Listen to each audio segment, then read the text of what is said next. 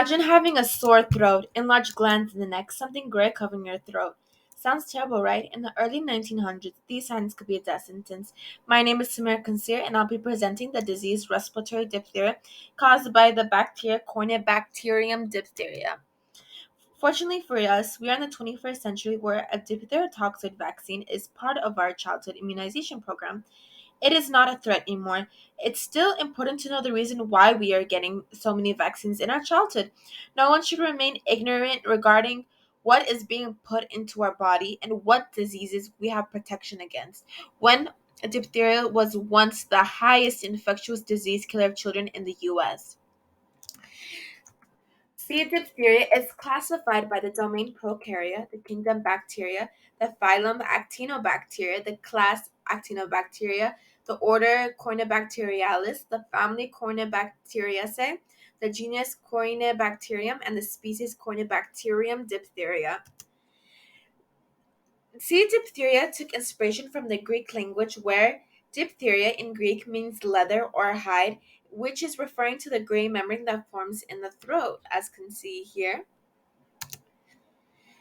Diphtheria is a very communicable disease spread by droplets from one infectious person to another. Watch out for people sneezing or coughing near you, especially in winter or spring.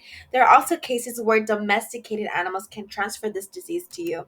If you're infected, chances are it'll take 2 to 5 days for some signs and symptoms to appear. Precaution is essential because it can be communicable for 2 to 6 weeks if one hasn't received any treatment. Symptoms of diphtheria are malaise or pain. Signs are sore throat, enlarged glands in the neck, pharyngitis, and more. The pseudomembrane is a sign that is in most severe cases of diphtheria. This pseudomembrane contains dead tissue and bacteria cells which can block air passage in the throat, as seen here. The the pseudomembrane is produced by the endotoxin, which circulates the bloodstream and causes heart, kidney, and nerve damage.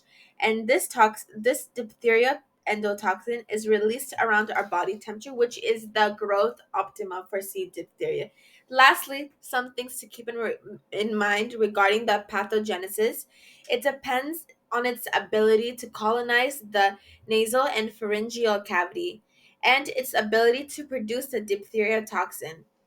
And diphtheria can be diagnosed by swabbing the back of the throat or nose, or by observing the symptoms and signs of diphtheria. It sounds pretty scary, but because of the DTaP and Tdap, we are very protected against it. Infants and young children receive the DTaP, and older children and adults receive the Tdap. But there are still cases where some choose to omit vaccination, or some don't even have high enough antibody levels. If exposed, antibiotics like benthanine, penicillin G are our best friends. Before 1920s, there were about 200,000 cases reported annually, but thanks to the vaccination, there are now 1,000 cases reported annually, making it very sporadic. For example, ma- from 1996 to 2018, only 14 cases reported in the US. There is no clear idea about the number of people ever diagnosed because respiratory diphtheria was first described in the 5th century BC by Hippocrates, a Greek physician. The peer-reviewed article I chose is called "Immune Status Against in Healthy Adults" by I chose this article because it examines the effectiveness of the DTaP vaccine in the population of Kerala, India. It's important to note that even in countries with a 100% universal immunization rate, diphtheria outbreaks still occur. This paper examines whether antibody levels for diphtheria decline over the course of our lifespan or the necessity of a booster shot.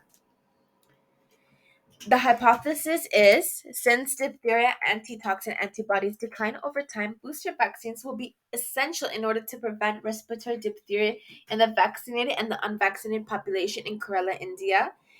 This was proven by um, extracting blood and using the serum of 152 adults, where an ELISA test is performed to test the antibody levels. This first chart describes the interpretation of the antibody levels. The second chart describes the age distribution of the 52 adults used for this experiment. This chart, it describes the distribution of the immunization status, where 86% is fully immunized. This is the distribution of diphtheria antibody levels and its recommendation of the booster vaccination from immediately or 5 to 7 years. And these two graphs are comparison. The first one, a comparison of the antibody levels to age. Second, immunization status to antibody levels. It was concluded that the majority of the population needed a booster shot. This proves that immunity can decline even if one is fully protected in childhood. This relates to us because many of us have never received a booster shot for respiratory diphtheria. Can you imagine what our antibody levels are? And what if we are exposed to respiratory diphtheria? The popular article I've chosen is called Migrant Health Matters. I've chosen this because it really illustrates what respiratory diphtheria looks like today.